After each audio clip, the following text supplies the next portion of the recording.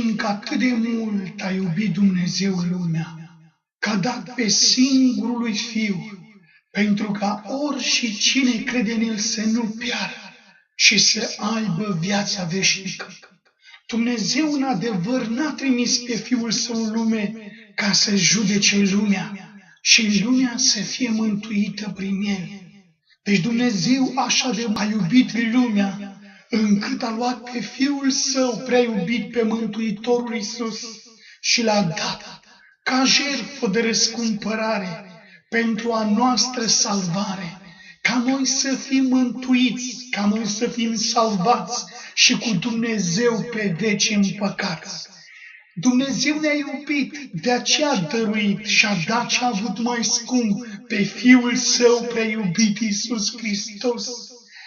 Și lumea a fost făcută prin El și lumea a fost făcută pentru El, dar a fost adus ca miel de jertfă lui Dumnezeu pentru răscumpărarea păcatului tău, pentru vina ta. Iisus Hristos murea pe crucea din Golgota.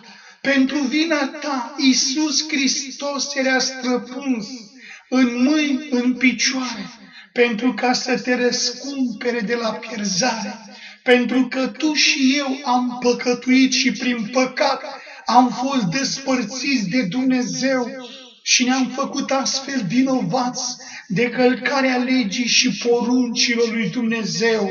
Dar în urmă cu mulți ani, cu 2000 și ceva de ani, în lumea noastră a venit Fiul lui Dumnezeu și nu a venit oricum, a venit să fie adus ca miel de jertfă lui Dumnezeu, să stea pe cruce cu mâinile întinse, să-i se bată piroane, să-i se bată cuie în mâini și în picioare.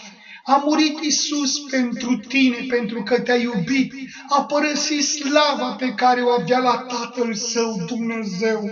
Dar tu, omule drag, ce faci pentru Iisus? Iisus a murit pentru tine, dar la 3 zile a înviat din morți la fel pentru tine. La fel s-a dus în cer pentru tine și șade la dreapta lui Dumnezeu ca mare preot, mijlocind pentru tine și salvarea ta. Iisus Hristos, Cel care a murit pe Golgota, a înviat din morți și este viu în vecii vecilor. El vrea să fie Domnul și Mântuitorul tău. Prin credință acceptă-L în viața ta. Cheamă-L ca Domn și Mântuitor în viața ta.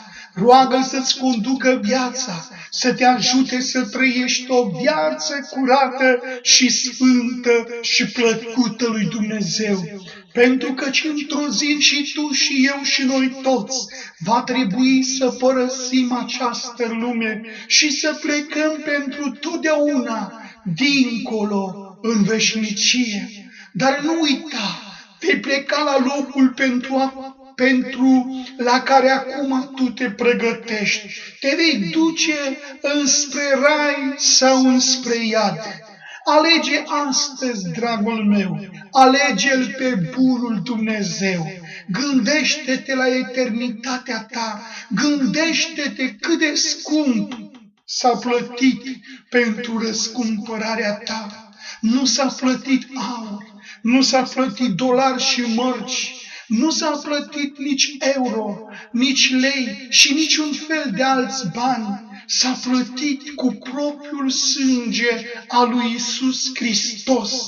El care a fost străpuns și părăsit de toți oamenii.